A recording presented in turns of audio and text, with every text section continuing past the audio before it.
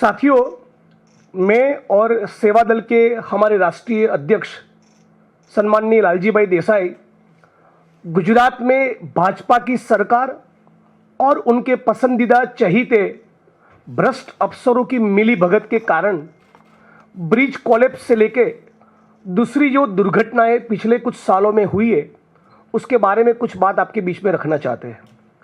आपने देखा कि कल ही गुजरात के बड़ौदा और आणंद दो सिटीज को जोड़ने वाला गंभीरा ब्रिज भ्रष्टाचार के कारण कोलैप्स हुआ। बार बार बड़ौदा की, पादरा तहसील की, आणंद की आम जनता पुकारती रही, गुहार लगाती रही, सोशल मीडिया में अपने वीडियोस बनाकर उसको वायरल करती रही कि प्लीज कृपया इस ब्रिज का मरम्मत करवाइए। हमारे एक्स पीसीसी चीफ और अभी विरोध पक्ष के नेता माननीय अमित चावड़ा जी ने भी 2 बार पत्र लिखे, सरकार की नोटिस पर इस मामले को लाए। सरकार को बार बार उन्होंने भी विनती किया कि इस बात का कॉग्निजेंस लीजिए, ये ब्रिज की मरम्मत की जरूरत है, कोलैप्स हो सकता है, जाने जा सकती है। उसी प्रकार से हर्षद सिंह परमार नाम के ग्राम पंचायत के एक सदस्य ने 4 अगस्त 2022 के दिन भी पत्र लिखा था कि यह ब्रिज कोलैप्स हो सकता है, बहुत जर्जरित परिस्थिति में है, आप इस बात का संज्ञान लीजिए। फिर भी भाजपा की सरकार ने और आरएनबी के अफसरों ने एक न सुनी, जिसका नतीजा यह है कि कुछ मिनट पहले ही कलेक्टर महोदय ने ऑफिशियली अनाउंस किया कि अब तक 16 लोगों की मृत्यु हुई है और 7 लोग अभी तक लापता है। ब्रिज कोलैप्स होने के करीब 50-55 मिनट तक सोनलबेन पडियार नाम की एक महिला गिड़गिड़ाती रही कि प्लीज रेस्क्यू करिए, मेरे बेटे को कोई बचाइए, मेरा बेटा डूब गया है, मेरे परिवार के सदस्य जीवन मरण के बीच में है, कृपया उनकी मदद करिए। मछुआरे जो लोकल वहां पर मौजूद थे उन्होंने रेस्क्यू का काम किया। बाद में तंत्र करीब 55 मिनट 1 घंटे के बाद पहुंचा। इसी प्रकार से करीब 3 साल पहले, जैसा कि आप जानते हैं कि मोरबी में ब्रिज कोलैप्स हुआ, उसकी भी पहले सूचना दी थी। उसके बारे में भी आम नागरिकों ने और कुछ अफसरों को पता था कि यह ब्रिज कोलैप्स हो सकता है, उसमें उसको वर्किंग कंडीशन में नहीं लाया जा सकता। लेकिन फिर भी सरकार ने, लोकल एडमिनिस्ट्रेशन ने कुछ न सुनी। नतीजा यह हुआ कि 135 लोगों की मौत हो गई। ठीक 1.25 साल पहले राजकोट शहर में टीआरपी गेमिंग जोन में भी फायर एक्सटिंग्विशर और दूसरी परमिशन के बिना ही पूरा गेमिंग जोन चल रहा था।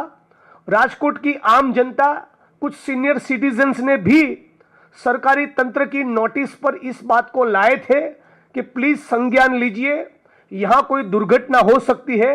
फिर भी राजकोट की पुलिस ने, प्रशासन ने, भाजपा की सरकार ने एक न मानी। इसी प्रकार की दुर्घटना हुई बोट पलटी खाने के कारण ठीक 1 साल पहले बड़ौदा शहर में। वहां पर 14 लोगों की इंक्लूडिंग मासूम बच्चे मौत हो गई। डीसा में 2-4 महीने पहले फैक्ट्री में लगी आग में 20-22 लोगों की मौत हो गई। आज इस प्रेस कॉन्फ्रेंस के माध्यम से पूरे मुल्क की जनता के सामने यह बात रखना चाहते हैं कि गुजरात की भाजपा सरकार ने तय किया है, गुजरात आइए, दुर्घटना का हिस्सा बनिए, मरिए, 4 लाख रुपए का कॉम्पेंसेशन आपके लिए रेडी रखा है, जाके ले जाओ। गुजरात में मानो आम जनता के जीवन की कीमत केवल 4 लाख रुपए है। मोदी जी विदेश में भी ढोल नगाड़े बजा रहे, मस्ती कर रहे, और यहां पर गुजरात के बेगुनाह नागरिक मर रहे।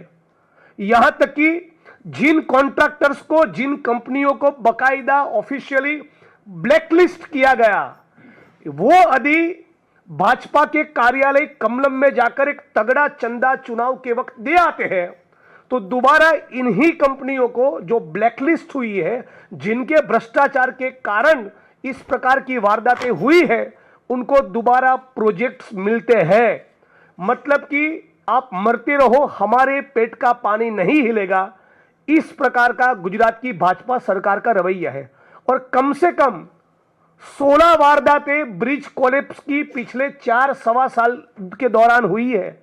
इन 16 वारदातों में से गुजरात के मुख्यमंत्री भूपेंद्र पटेल को, गुजरात की भाजपा सरकार को इस मंच पर से चैलेंज देता हूं, एक आदमी साबरमती सेंट्रल जेल की सलाखों के पीछे गया हो, कृपया आप पब्लिक डोमेन में उसका नाम लाइए, उस एक आदमी का नाम बताइए जो इस प्रकार के भ्रष्टाचार के कारण, भ्रष्टाचार के केसेस में इन्वॉल्व हो, जिसके फर्जीवाड़े के कारण ब्रिज कोलैप्स हुए हो, ये दुर्घटनाएं अंजाम हुई हो और इसे एक व्यक्ति को सजा हुई हो।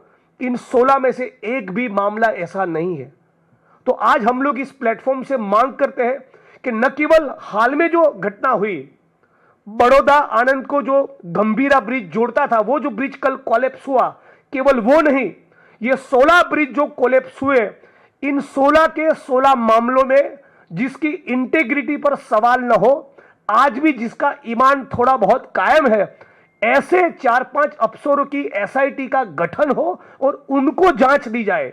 अब तक क्या हुआ है, इन 16 में से कुछ मामलों में मुकदमे दर्ज हुए, चार्जशीट हुई, राजकोट के अग्निकांड का मामला हो, बड़ौदा में बोट पलटी खा गई, बच्चे मर गए, वो हरणीकांड का मामला हो, टीआरपी गेमिंग जोन का मामला हो, या मोरबी ब्रिज कोलैप्स का मामला हो, या सूरत में तक्षशिला का मामला हो, जो पुलिस के अफसर शराब के अड्डों में से, जुओं के अड्डों में से, बड़े बड़े लैंड डील में से और ड्रग्स के काले कारोबार में से तगड़ी कमाई करते हैं, जो भाजपा के इशारों पर नृत्य करते हैं, जो चुनाव के वक्त भाजपा को जिताने की सुपारी लेते हैं, ऐसे ही compromised, spineless, corrupt to the core अफसरों को इन तमाम मामलों की जांच दी जाती है। मतलब कि जब तक कि मीडिया का और कांग्रेस पार्टी का एक विपक्ष के तौर पे प्रेशर है, तब तक कुछ दिन लीपापोती होगी, या हाईकोर्ट ने डंडा मारा, या कुछ डायरेक्शंस हुए, तब 2-5 लोगों की गिरफ्तारी होगी। तो वो केवल छोटी मछलियों की गिरफ्तारी होती है। बड़े मगरमच्छ जिनके तार कमलम और भाजपा से जुड़े हैं, इन बड़े मगरमच्छों को छोड़ दिया जाता है। यह गुजरात की परिस्थिति है। तो मैं दोबारा ये बात दोहराना चाहूंगा, गुजरात के मुख्यमंत्री यदि इन 16 मामलों में नॉन करप्ट, जिसकी इंटेग्रिटी इम्पेकेबल है, जिनका ईमान कायम है, जो ठीक से जांच करने के लिए सक्षम है, यदि ऐसे अफसरों की जांच टीम का गठन नहीं करते, तो हम लोग आने वाले दिनों में सड़क पर उतरकर यह मांग करेंगे कि आरएनबी के जो प्रिंसिपल सेक्रेटरी है, वो आरएनबी डिपार्टमेंट मुख्यमंत्री के पास है, इसलिए मुख्यमंत्री और इन तमाम मामलों में लीपापोती करने के लिए जो एक्सपर्ट है, वो गुजरात के गृह मंत्री, इन दोनों के इस्तीफे की हम लोग इस प्लेटफॉर्म से मांग करते हैं। आगे की बात लालजी भाई देसाई करेंगे। धन्यवाद जिग्नेश भाई અને सभी पत्रकार साथी। जब गुजरात की घटनाओं के बारे में जिग्नेश भाई बात रख रहे थे, तो वो 16 घटना हमने आज सुबह में, मैं और जिग्नेश भाई दोनों ने फेसबुक के लाइव करके हमने पूछा कि 16 तो जो सब जानते हैं, जहां पर मीडिया में इसका जिक्र हुआ है वो है, और कितनी है। तो अभी हमारे फेसबुक में एक एक करके जो इन्फॉर्मेशन आ रहा है, छोटे छोटे जो ब्रिज जो है वो जो टूटे हैं, जिनके बारे में कोई जानकारी नहीं है, और मतलब पूरा मीडिया में भी नहीं है, या ना कोई गुजरात के लोग जानते हैं। हर जिले में, हर तहसील में वो ब्रिज गिरता है। सिर्फ ब्रिज नहीं, गुजरात का ये जो नया मॉडल है, इनको विकास का मॉडल कहते हैं हम, जिनको मोदानी मॉडल के नाम से जानते हैं, रोड का टूटना, पुल का टूटना, कैनाल का टूटना, डैमों का टूटना, ब्लास्ट होना और अग्निकांड होना, ये बहुत मतलब एक स्वाभाविक हो गया है, होता है। उसके बाद तुरंत ही हमारे होम मिनिस्टर वहां पर आकर एक अपना वक्तव्य देते हैं, गुजराती में कहते हैं, चमरबंदी ने छोड़वामा नहीं आवे। मतलब कितना भी बड़ा गुनहगार होगा, कितना भी बड़ा ताकतवर होगा, उसको छोड़ा नहीं जाएगा। पर आज तक किसी को पकड़ा भी नहीं गया है। छोड़ेंगे तभी जब पकड़ेंगे, पहले तो इनके पीछे जो रहने वाले लोग हैं इनको ना पकड़ना। गुजरात का लोग कहते हैं कि पुल कोलैप्स हुआ है, ये ब्रिज कोलैप्स हुआ। वहां ब्रिज सिर्फ कोलैप्स नहीं हुआ है, पूरा का पूरा गवर्नेंस कोलैप्स हुआ है। और उस तरीके से कोलैप्स हुआ है कि अगर आप देखें कि गुजरात की जो आज इमेज बन रही है लोगों के मन में, परसों मैं और भाई जिग्नेश दोनों राजकोट में थे, वहां पर 2 साल से काम चल रहा है, वहां पर हाईवे जो है, और वहां पर सब लोगों ने अपना चक्का जाम करके वो दिखाया कि रोड नहीं तो टोल नहीं। उस प्रकार के आंदोलन गुजरात में शुरू हुए हैं, उस प्रकार के लोग लड़ रहे हैं। तो वहां पर रास्तों का बिस्मार हालत होना एक आम बात बन गई। जैसे मॉनसून आता है, प्री मॉनसून प्लान वाले बात बड़ी बड़ी करते हैं कि इतने हम लोग 1000 करोड़ रुपया इसके लिए, 1000 करोड़ रुपया, उसके बाद स्थिति वहीं की वहीं है। तो ये पूरा सुशासन की बात करने वाले, सच में देखा है तो गुजरात में आज एक कुशासन है। और हम कहते हैं जब शासन ठीक ना चले तो उसको कुशासन कह सकते हैं, बट जब रक्षक भक्षक बने और शासक खुद निकम्मे निकले तो फिर उसको दुशासन कहते हैं। तो गुजरात का जो शासन है वो आज दुशासन की हद तक पहुंचा है। सिर्फ शासन की व्यवस्था का प्रॉब्लम नहीं है, इनकी मनसा का प्रॉब्लम है, इनकी नीयत का प्रॉब्लम है। और नीयत का प्रॉब्लम इसलिए है क्योंकि वहां पर गुजरात में जिस प्रकार से आप पूरा ब्यूरोक्रेसी और पॉलिटिशियंस है वो मिलकर, अभी आजकल वनडे में पहले टेस्ट मैच होता था, फिर वनडे और 2020, गुजरात में आजकल 2020 मॉडल चल रहा है। वो 2020 जो मॉडल है 20% नेताओं का और 20% ब्यूरोक्रेसी का, ये पूरा का पूरा जो भ्रष्टाचार का जो मॉडल है वो 2020 आज गुजरात में होने की वजह से, अग्निकांड नहीं होता तक्षशिला वाला, या अग्निकांड नहीं होता टीआरपी गम जोन वाला अगर वहां भ्रष्टाचार नहीं होता, ये ब्रिज नहीं गिरते अगर वहां पे भ्रष्टाचार नहीं होता। लगता है हर जगह पर एक पूरा का पूरा, और सब लोग कहते हैं कि टूटते रास्ते गिरते पुल, तभी तो सत्ता में खिलेगा फूल। तो ये जो सत्ता में कमल का फूल खिलाने के लिए उनको जो पैसा चाहिए, चंदा दो धंधा लो वाला, तो पूरा जो सिस्टम जो बना हुआ है गुजरात का वो पैसों के आधार पे बना हुआ मॉडल है। इनको लगता है चुनाव आएगा, हम पैसा फेंकेंगे और हम चुनाव जीत जाएंगे, लोग रोते रहेंगे, लोग बोलते रहेंगे, एक हादसा होता है, कुछ दिनों की बात है। ये गुजरात का जो मॉडल है वो पूरी तरह से एक फेलियर मॉडल है, कोलैप्स मॉडल है, जिसको लेकर कई सारी और बातें हैं। जैसे हम लोग आज शायद उसका जिक्र ना करते हुए मैं कहूंगा कि इसके अलावा आप जब आगे जाके देखेंगे कि गुजरात में गरीब जनता के लिए अलग शासन व्यवस्था है, अमीर के लिए अलग शासन व्यवस्था है। हम चाहेंगे, मैं और जिग्नेश भाई, दोबारा कि किस प्रकार से जो स्ट्रीट वेंडर है उसके साथ क्या हो रहा है, किस प्रकार से जो मकानों को गिराकर बुलडोजर कर वहां पर घुमाकर किस प्रकार से गरीबों को बेघर कर दिया जाता है, किस प्रकार से शिक्षकों को शिक्षा से वंचित कर दिया जाता है, किस प्रकार से गुजरात के बच्चे कुपोषित होकर वहां पर परेशानी में है। ये बहुत सारे और इश्यू है, पर आज के दिन में मैं इतना कहूंगा कि पूरी तरह से गुजरात के आप रास्तों में आइए, वहां पर पहले गुजरात के बारे में बहुत कहते हैं, गुजरात के बहुत अच्छे रास्ते हैं। आज गुजरात के रास्ते पर आप जाइए, हर रास्ता जो है आपको वहां पर गड्ढा दिखेगा। और इसीलिए हमने गुजरात के रास्तों का नाम दिया है, ये गडकरी नहीं, पर गडकरी जी अपने नितिन गडकरी जो कहते हैं, हमने उसको गड्ढा करी बोला है, क्योंकि वहां पर हर जगह पे रोड पे गड्ढे हैं। तो वो गड्ढा करी करके हमारा पूरा का पूरा हाईवे जो है वहां बना हुआ है। सवाल जो भाई जिग्नेश ने भी उठाया और पूरे गुजरात के लोग पूछ रहे हैं कि जो जिम्मेदार है क्या वो गिरफ्तार होंगे, क्या जिम्मेदार है उनको कोई सजा होगी, क्योंकि गुजरात में तो रेप से लेकर हत्या के केसों में भी 6% से ज्यादा कन्विक्शन नहीं होता है। अगर वैसे मामलों में 6% कन्विक्शन रेट नहीं है तो इन सारे चीजों में क्या होगा। ये मुरबी पुल जो गिरा था उसका आरोपी है वो आज बाहर है, हरनीकांड का आरोपी आज बाहर है, तक्षशिला का आरोपी आज बाहर है, हर टीआरपी गेम जोन के आरोपी एक के बाद एक छूट रहे। तो ये पूरी तरह से गुजरात में गुनाह कितना भी करो आप नहीं पकड़े जाओगे, क्योंकि जिस दिन आपने वो गेरुआ अपने गले में पहन लिया आप तुरंत ही वहां से बरी हो जाते हो। और इसी मॉडल के खिलाफ हम लोग चाहते हैं कि मुख्यमंत्री खुद जवाब दे, और हमारे देश के प्रधानमंत्री और हमारे देश के गृह मंत्री दोनों गुजरात से हैं, तो ये गुजरात को किस दिशा में ले जाना चाहते हैं उसको लेकर भी उन्हें एक मीडिया के सामने आकर अपना जवाब देना चाहिए। धन्यवाद।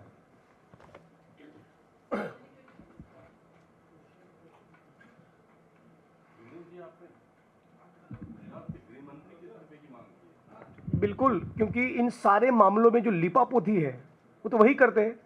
एफआईआर तो दर्ज हो जाता है, चार्जशीट भी होता है, लेकिन जो शराब के अड्डों में से, जुए के अड्डों में से, बड़े बड़े लैंड के स्कैम्स में से, ड्रग्स के कार्टेल में से जो कमा रहे हैं उन्हीं अफसरों को आप जांच दे रहे हो। आप सारे मामले देख लो, मतलब आप किसी को भी गुजरात में अप्रोच करोगे भाई 2-4 उन अफसरों का नाम दो जो किसी कीमत पर कॉम्प्रोमाइज नहीं करेंगे, तो ज्यादा नहीं तो 2-5 नाम आपको भी मिल जाएंगे।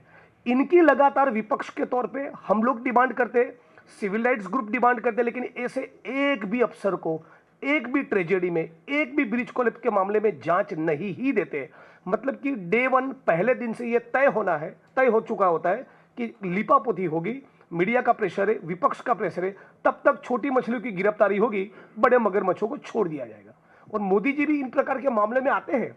विक्टिम्स को सिविल अस्पताल में जाके, या प्लेन क्रैश होता है या मोरबी की दुर्घटना होती है, मिलते हैं, उनके कंधे पे हाथ रखते हैं, सही एंगल से फोटो खिंचवाते हैं, 2 लाख का चेक वो भेज देते हैं, 4 लाख का चेक सीएमओ से आता है, बाकी भूल जाओ मामला। न्याय नहीं मिलेगा, 2-5 लाख पकड़ो, चुप रहो। ये आपने गुजरात मॉडल का जिक्र किया है, फ्लॉप हुआ है, भ्रष्टाचार का जिक्र किया है, लेकिन लंबे समय से बीजेपी वहाँ सत्ता में है, एक के बाद एक कारण गिना रहे हैं। क्या वजह है कि जनता आपके मुद्दों को नहीं सुन रही है? ठीक है, आपने मैं गुजरात मॉडल, क्योंकि मैं एक एक्टिविस्ट के रूप में भी गुजरात के ये नरेंद्र भाई का बनाया हुआ जो मॉडल है, जिसको हम मोदानी मॉडल के नाम से जानते हैं, उसके बारे में मैं पहले एक्टिविस्ट के रूप में भी देखा और राजनीति में आने के बाद भी देखा।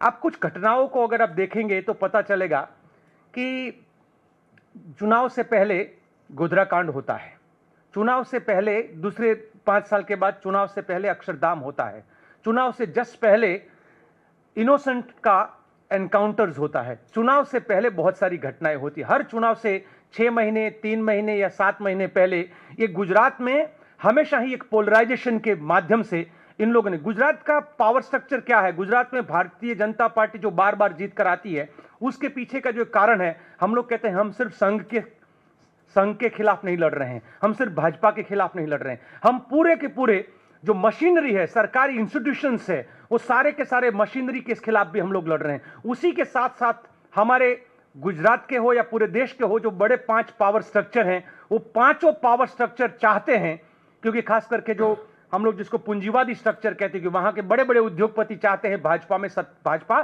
सत्ता में रहे, क्योंकि गरीबों का जमीन लेना है तो उनके लिए भाजपा चाहिए, उनको गौचारागाह का जमीन लेना है तो उनको भाजपा सत्ता में चाहिए, क्योंकि कांग्रेस होगी तो लैंड राइट की बात करेगी, कांग्रेस होगी तो घर के अधिकार के बारे में बात करेगी। इनको चाहिए पूंजीवादियों को पैसा फेंको, धंधा लो वाला, और उसके लिए उनके लिए भाजपा सबसे बेस्ट है।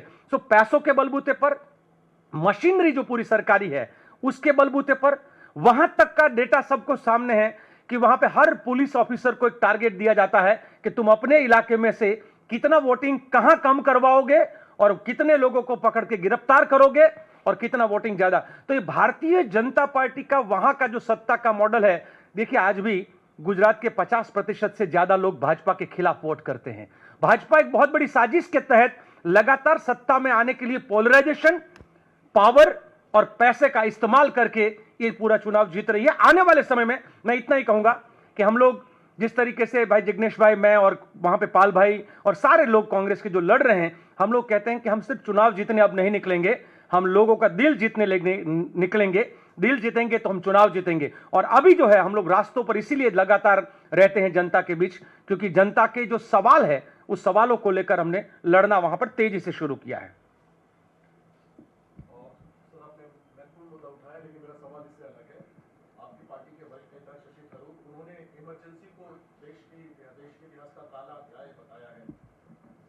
आज मैं इस मुद्दे पर कमेंट नहीं करूंगा। और गुजरात के मुद्दे इतने बर्निंग है कि हम कोई और मुद्दे को डाइवर्ट होने की जगह पे गुजरात के लोगों के जब दिल के और उनकी जलती समस्या जो है, ज्वलंत सवाल है, हम और समस्या पर जाकर अपने गुजरात के मुद्दे को कमजोर नहीं करना चाहेंगे। लेकिन लालजी भाई, आप कह रहे हैं कि उन मुद्दों पर आप बात नहीं करेंगे, लेकिन सवाल ये है कि आप जिन मुद्दों को कह रहे हैं उस पर आपके भी कांग्रेस के बड़े नेता सवाल उठा रहे हैं। शशि थरूर का ही मैं जिक्र करूंगी, वो प्रधानमंत्री की कभी तारीफ करते हुए लेख लिखते हैं, कभी इमरजेंसी को लेकर लेख लिखते हैं, तो सवाल तो बनता है ना। और अघोषित कटौकटी के बारे में, अघोषित इमरजेंसी है, हम तो उसके बारे में चर्चा करेंगे। हम तो 25 साल से गुजरात के लोग शिकार हैं अघोषित इमरजेंसी के, क्यों ना हम लोग उसके बारे में चर्चा करें।